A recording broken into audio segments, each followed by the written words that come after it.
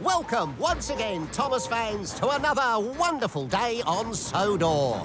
And here to entertain us with his outstanding knowledge of Sodor is my good friend Stan. Hello, Nigel.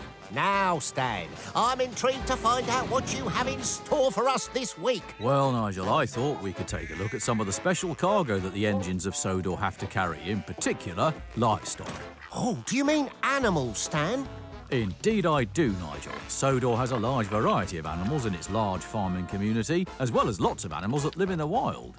Well, let's take a look at them all, shall we? Yes, well, I think we'll start with some feathery friends, Nigel. Here we see Thomas collecting some chickens at Farmer McColl's farm. Oh, lovely chickens and their lovely eggs. It's that old conundrum, Stan. What came first, the chicken or the egg?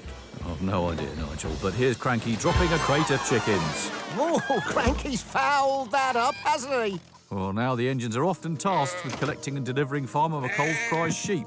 Delightful creatures, Stan, like little fluffy balls of cotton wool.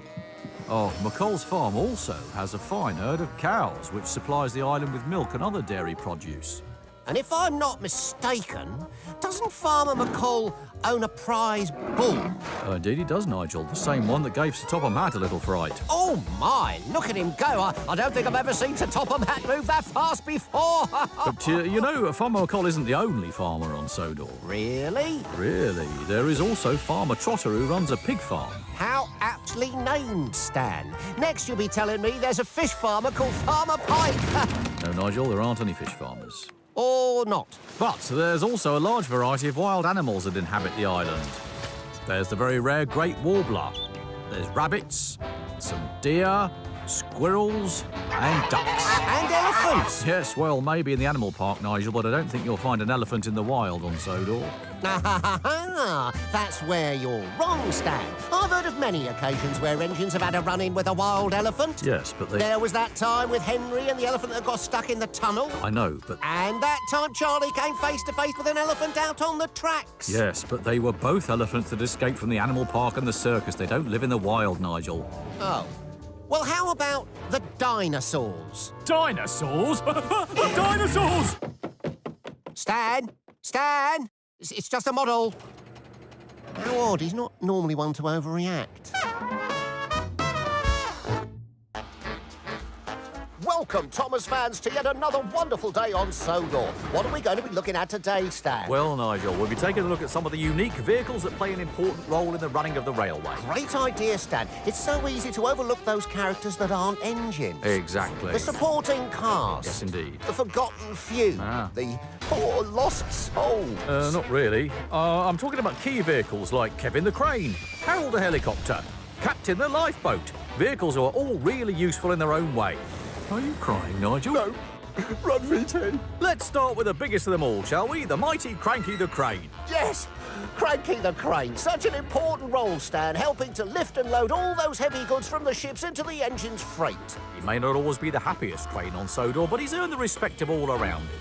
Oh, well, if it's a happy crane you're looking for, Stan, let's stop by the steamworks to see young Kevin. Oh, indeed, Kevin, the little yellow crane who works tirelessly with Victor helping to fix the steam engines of Sodor. Not the safest pair of hands, Stan. You wouldn't want to put him in goal, would you? He's constantly dropping things. Sorry, boss. Oh, he does make me laugh, though. Well, he's a little too eager sometimes, but he means it. Oh, there he goes again, Stan. Comedy gold. Now, the Sodor Search and Rescue team are often kept busy, Nigel. One of the most really useful vehicles is none other than Harold the Helicopter. Yes, the eye in the sky, Stan. He can see for miles and miles. He's incredibly useful. And watching the waters below is none other than Captain the Lifeboat. Ahoy there! Then, of course, there's Butch. Butch by name, Butch by nature. He really is very strong, isn't he? And he gets into all those areas the railway engines can't. That's right, Nigel. From lifting heavy machinery to getting engines out of trouble, he's a great friend to have in a tight spot. You're so right there, Stan. Whether these vehicles are up in the air or on the ground, they're all such good friends, aren't they? Indeed, and it's that special bond and friendship that helps make a winning team.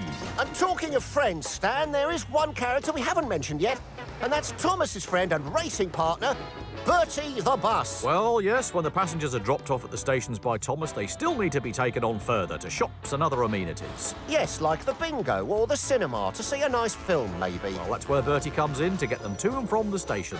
Another example of marvellous teamwork, Stan. It's like me and you, like bangers and mash, like a knife and fork. Like chalk and peas. Cheese. Cheese. Hello and welcome, Thomas fans, to another wonderful day on Sodor. And welcome too to my good friend Stan.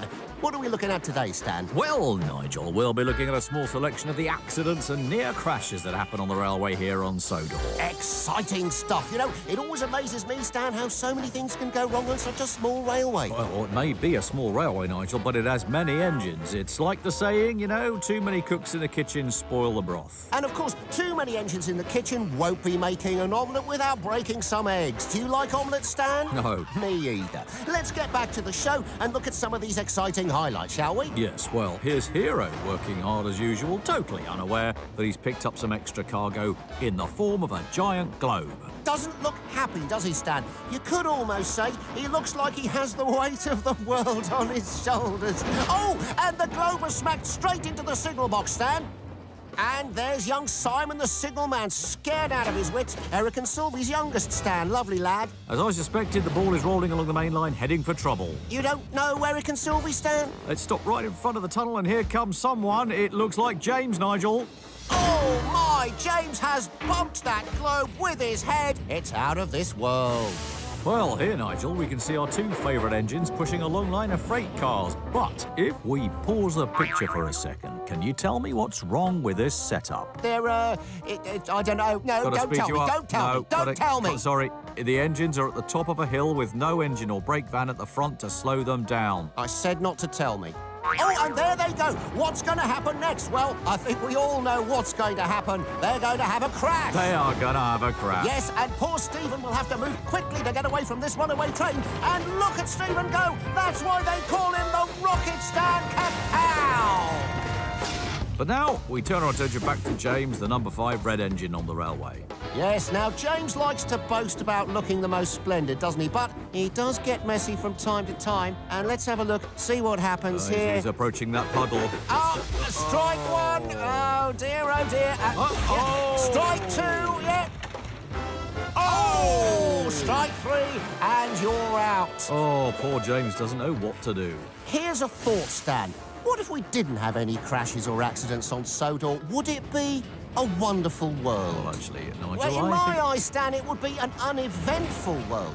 So as long as no one gets hurt, let's keep those crashes coming, eh? Crash, bang, what a picture. What a photograph. Goodbye. Hello and welcome, Thomas fans, to another wonderful day on Sodor. And welcome to you too, Stan. Hello, Nigel. It's a glorious morning, isn't it? What could go wrong? Indeed, Nigel, it's that million-dollar question. Can I phone a friend? No. Oh. Well, today we're going to be looking at how the railway is run. We'll be spending some time with the man in charge, the controller of the railway himself, Sir Topham Hatt. That's right, Nigel, a formidable figure in the world of steam in more ways than one. Let's take a look at some highlights, shall we? Yes, well, here we can see our number 1 tank engine, Thomas, and he's carrying a rather overfilled barrel full of what looks like an oily liquid. Intriguing. Do carry on. Yes, it's probably... Oh, and there's the proof! He spilled some on the road. Surely this will lead to some kind of disaster. You're right there, Nigel. And who's this heading our way in the blue car? It's the man himself, Sir Topham Hatt. Oh, and there they go! It's a full textbook 360 there. Slippery road causes confusion and delay, classic Thomas. And Sir Topham Hatt didn't see that coming. And I'd like to point out for our viewers that the clown is in fact none other than Mr. Bubbles of Bubbles fame. Textbook clown. Now, this looks serious, Stan. Tell me a little bit about what we're witnessing here. Yes, well, that's right, Nigel. There's nothing funny about a big balloon on a flatbed. I'm not laughing, Stan. No, it's a very tricky manoeuvre to move one balloon on a flatbed to a destination.